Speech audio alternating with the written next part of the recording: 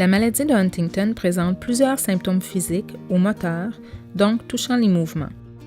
Nous décrivons ici les plus fréquents. Il est à noter qu'une personne atteinte ne présentera pas nécessairement tous les symptômes décrits ici.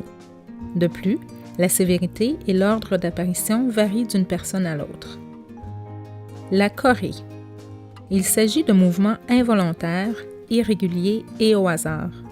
La personne atteinte n'arrive pas à contrôler ses mouvements. Au début de la maladie, les mouvements touchent surtout les extrémités du corps telles que les mains et les pieds. Au fur et à mesure que la maladie progresse, les mouvements touchent le corps en entier.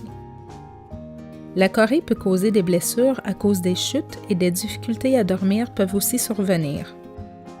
L'ergothérapeute peut évaluer l'environnement afin de réduire le risque de chute, par exemple avec l'installation de rampes d'accès à la maison et de barres de soutien dans la salle de bain.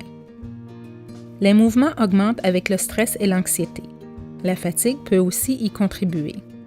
C'est pourquoi on recommande de créer un environnement moins stressant et d'instaurer des routines qui laissent amplement le temps pour les activités quotidiennes, comme s'habiller et manger. Lorsque la chorée cause trop de difficultés, elle peut être réduite à l'aide d'un médicament. Il faut en discuter avec le neurologue afin d'opter pour un médicament qui aura peu d'effets secondaires. La rigidité ou la difficulté à bouger peut se présenter dans les stades plus avancés de la maladie. La perte des mouvements volontaires. La perte progressive des mouvements volontaires débute tôt dans la maladie et progresse au cours des années. La personne atteinte aura de plus en plus de difficultés à faire et à maintenir ses mouvements volontaires. Voici quelques exemples. Ses expressions faciales sont réduites, elle est plus maladroite et échappe des objets, elle a moins de dextérité et il est plus difficile de faire des gestes précis, comme attacher ses boutons. Les problèmes d'équilibre et de chute. La démarche devient plus lente et plus élargie. La chorée peut provoquer des chutes. Il est fortement recommandé de suivre un programme d'exercice élaboré par un physiothérapeute. Les difficultés à articuler ou dysarthrie. L'articulation est de moins en moins contrôlée et il est plus difficile de comprendre les mots prononcés. Un orthophoniste peut aider à identifier des solutions et des outils pour améliorer la situation. Des aides techniques telles qu'un clavier ou des cartes avec images peuvent être utiles. Les difficultés à avaler ou dysphagie. Il est plus difficile d'apporter la nourriture à la bouche, de mâcher, d'avaler et de respirer en même temps.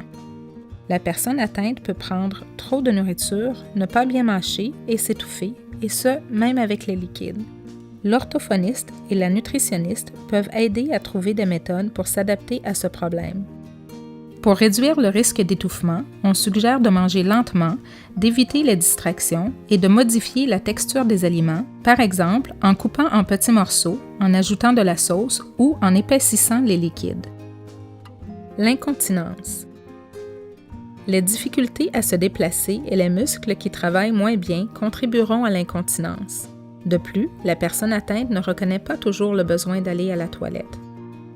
Instaurer une routine et des moments précis pour les soins personnels peut améliorer la situation. La maladie peut entraîner une perte de poids. Celle-ci est causée par l'augmentation du métabolisme à cause de la chorée, la difficulté à planifier et à préparer ses repas et le besoin de plus de temps pour manger. De plus, certaines personnes atteintes mangent moins parce qu'elles ont peur de s'étouffer. On conseille donc de planifier plusieurs petits repas et de préparer des collations. Une nutritionniste peut aussi suggérer des repas avec un apport calorique plus élevé. Un ergothérapeute peut aider pour le positionnement afin d'éviter l'étouffement et le reflux.